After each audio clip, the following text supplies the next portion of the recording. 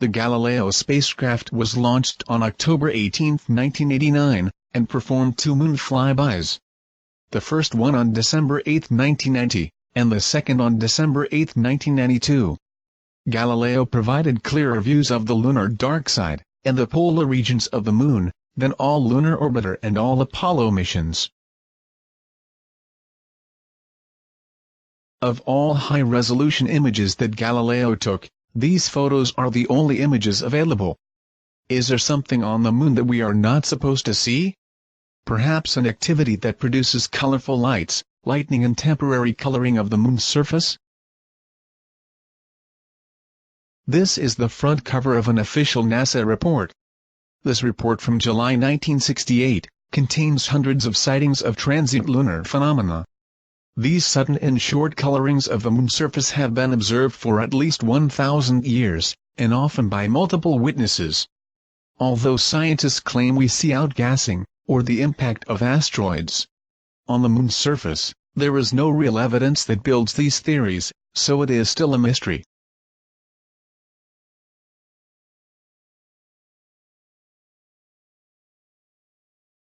This is probably one of the best photos ever taken of a transient lunar phenomena.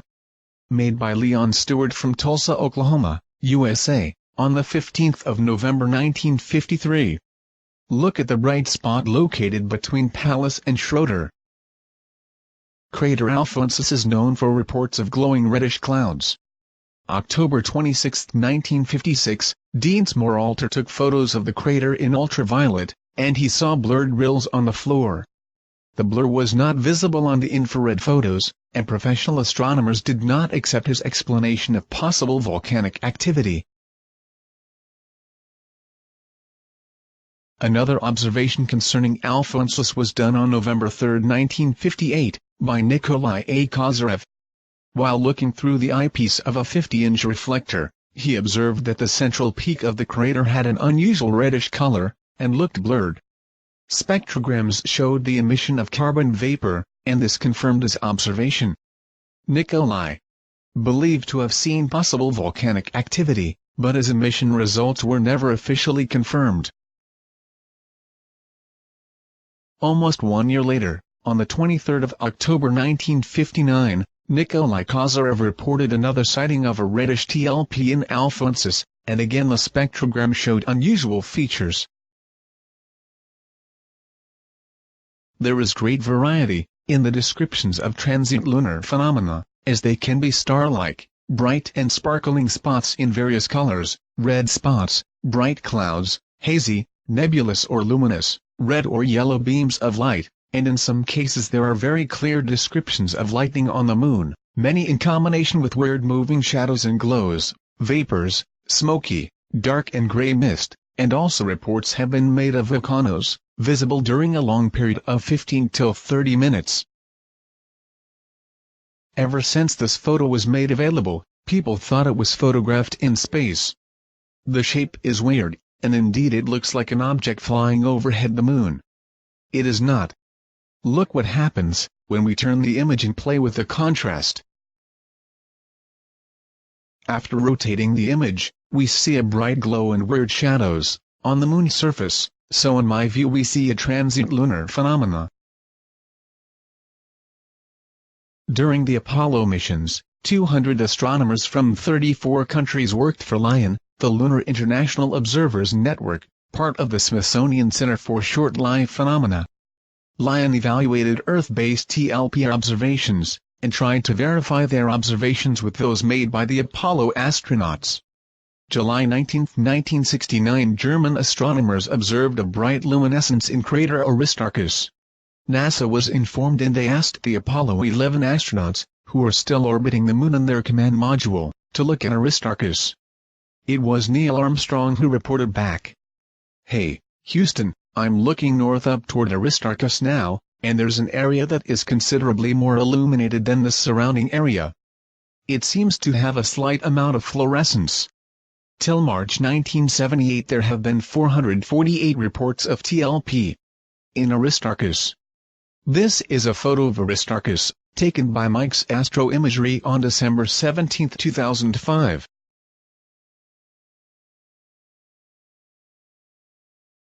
Was Lion part of the Apollo program, and had they been waiting for something to happen? Why would I bring up transient lunar phenomenon in this presentation? With bare eyes it is hardly visible, but this reddish spot on a color photo of the moon, taken by Galileo, deserves a closer look. I rotated the image and selectively removed colors. The final result is a photo in grayscale with one red-colored area, located between the Shiner crater and the Blancanus crater. The red area and the moon surface are extremely blurred, but thanks to forensic image software we can deblur and refocus the image to an extent that we can see the smaller craters next to Shiner and Blancanus, and recognize the contours of the moon's surface. With the photo deblurred we clearly see the craters, the TLP area, and in the center a tiny bright white spot. This white spot is not created by the software, as I will show you. The Shiner and Blancanus crater are located on the lunar south pole, but can be seen by telescope, as the photo on the right taken by a telescope from Earth shows.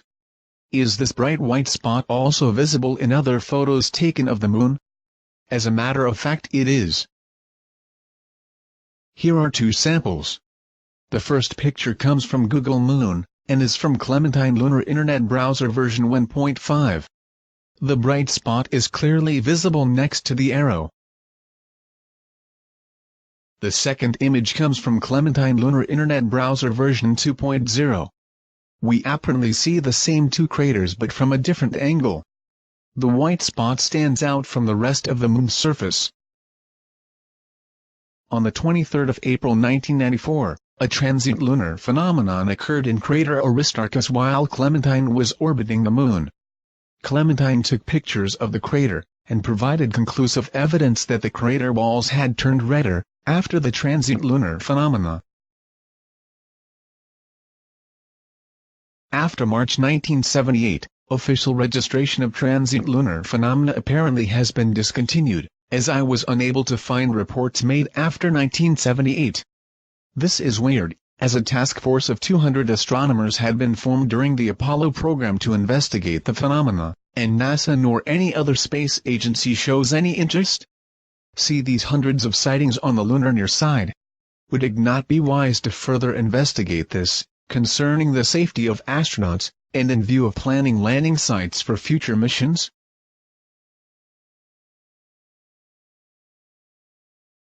Other investigators also try to unravel the mystery of the hidden object. Here is a short overview of the achievements of two, for me, very important researchers. Mr. Joseph P. Skipper and Mr. Jose Escamilla. Mr. Skipper does not perform image enhancements on the images he investigates. His tools are his eyes, and he tells his visitors on www.marsanomalyresearch.com what he sees in the photos. This famous picture with the Zeeman anomaly was uploaded on May 28, 2004. We see a smudged or obfuscated object without details. Years later another pioneer also made an attempt. Mr. Escamilla, hired for his movie, Moon Rising, a forensic analyst. Conclusion of this forensic analysis, of which I have a copy, reads as follows: it is impossible to determine if the smudging was a deliberate act of differencing or defacing of the image, or was caused by some error in transmission, or lies within the MRSID codec. The expert also claims that no repeatable process is available to discern what was present before the smudging took place. Project Golden Dragon delivers proof of a deliberate act of differencing and defacing of this image. This image shows the enhancement made by Mr. Escamilla, who believed to see the contours of a humanoid standing next to a spaceship or machine. This would mean that the object would be 2 times the size of New York, and although this may seem impossible, I ask you not to judge too quick, as in this presentation, I will show you things you never believed to be possible.